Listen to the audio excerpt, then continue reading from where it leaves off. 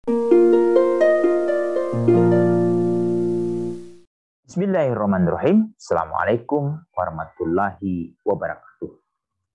Pemirsa Layak TV, ayahanda dan bunda, alhamdulillah kita masih diberi kesempatan oleh Allah untuk berbagi informasi. Kali ini terkait dengan bagaimana konvensi HANA itu terlaksana.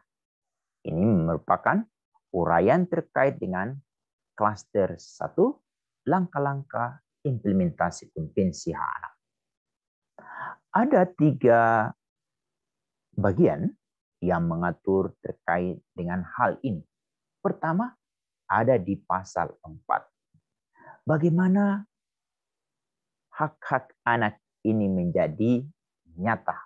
Nah, untuk itu, ini benar-benar harapan terhadap kebijaksanaan pemerintah, terutama dari presiden, lengkap dengan para anggota kabinetnya, kemudian peran dari gubernur, bupati, wali kota yang memiliki perangkat organisasi perangkat daerah juga, ini juga harus memastikan bagaimana semua hak-hak anak yang ada di konvensi HANA ini menjadi nyata.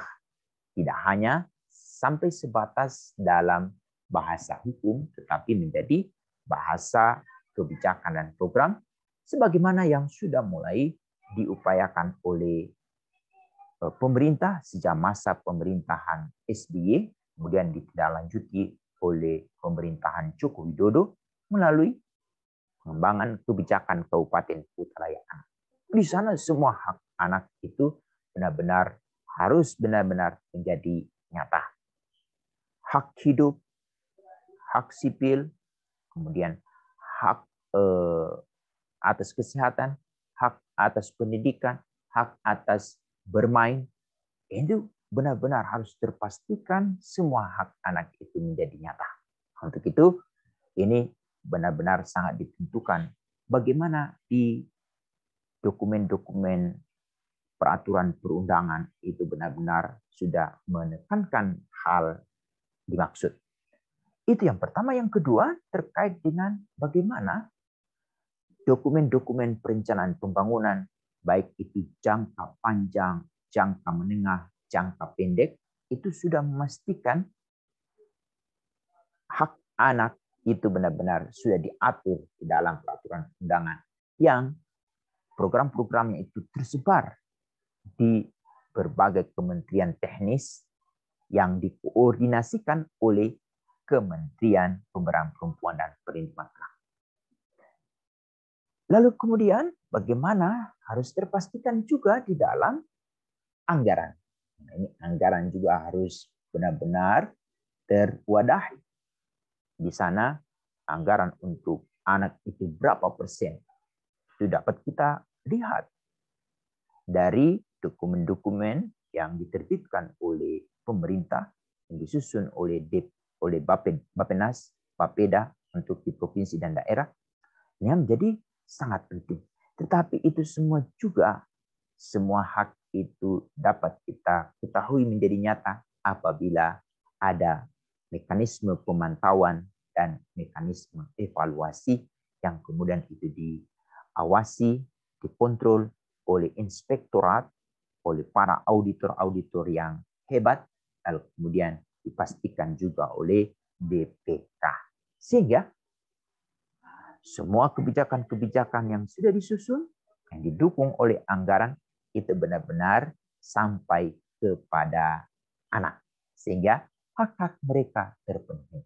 Itu yang diatur di dalam pasal 4. Dan kemudian di pasal 4 ini, kita sebagai negara yang telah meratifikasi konvensi HANA itu selalu memberikan laporan ke Komite HANA PBB setiap 5 tahun sekali.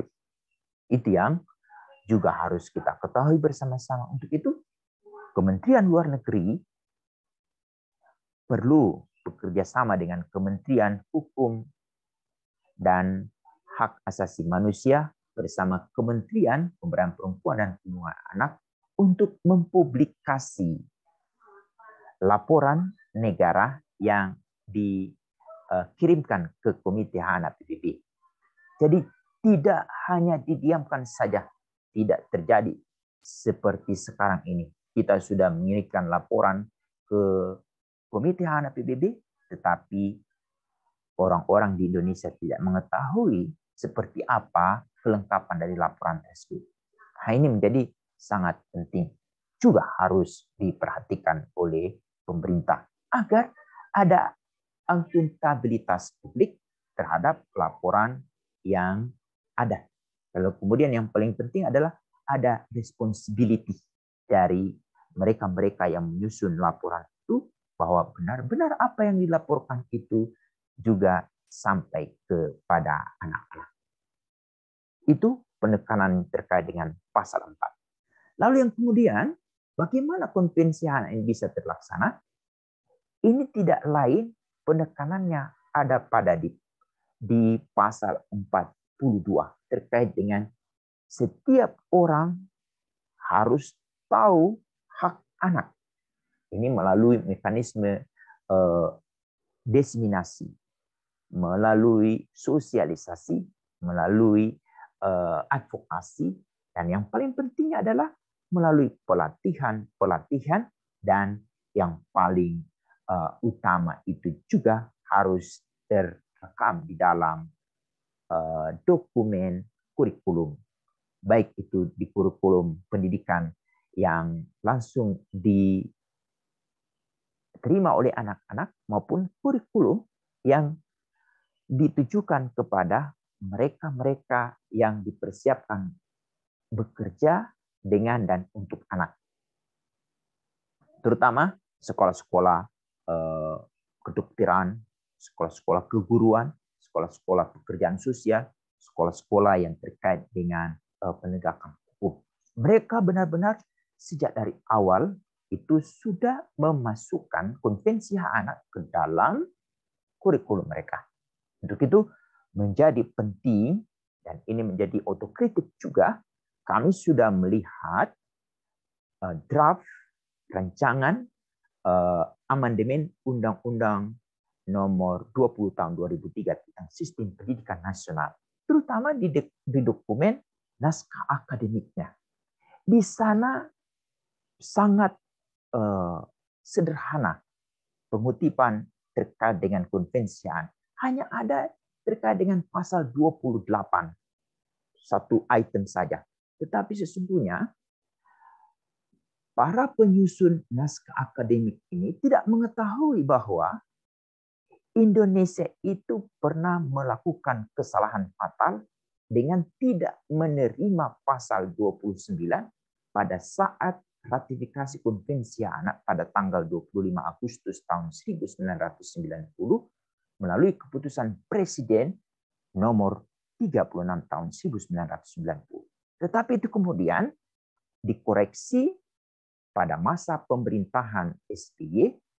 Beliau langsung meminta kepada Menteri Luar Negeri Hasan Wirayuda untuk mengaktifkan ada beberapa pasal, termasuk pasal 29. Nah, ini juga harus menjadi perhatian penting bagi Kementerian Pendidikan Nasional, Ristek dan Teknologi untuk mengadaptasi apa yang ditekankan di pasal 29 terkait dengan tujuan pendidikan.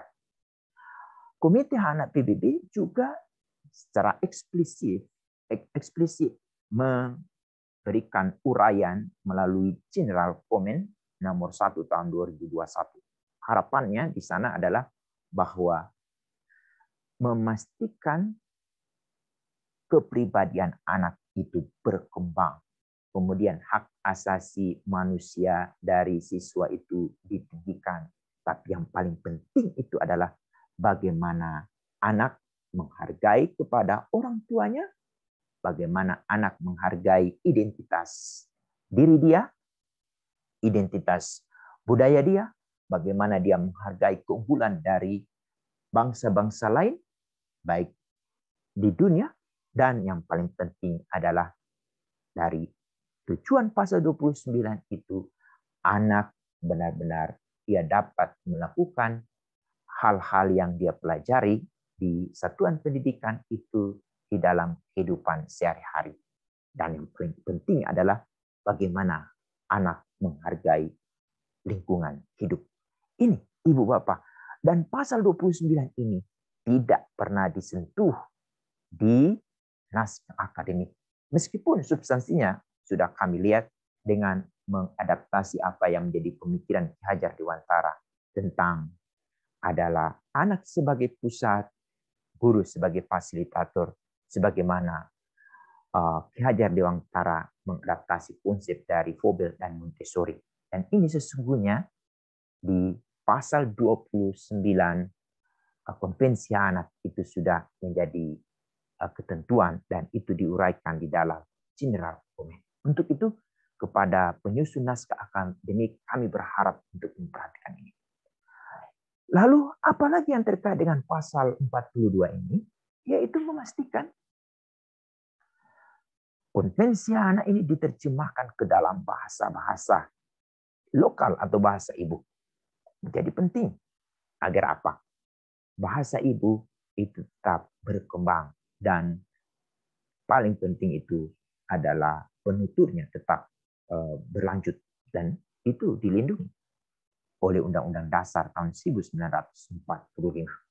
Lalu bagaimana setiap orang tua, keluarga, masyarakat, tokoh budaya, para aparatur negara, baik sipil maupun militer, itu benar-benar memiliki pemahaman yang sama terkait dengan Konvensi Anak, dan yang paling penting adalah diterjemahkan ke dalam kurikulum, terutama kurikulum untuk mereka-mereka yang akan bekerja dengan dan untuk anak, baik itu di bidang kesehatan, di bidang pendidikan, di bidang sosial, dan di bidang keamanan.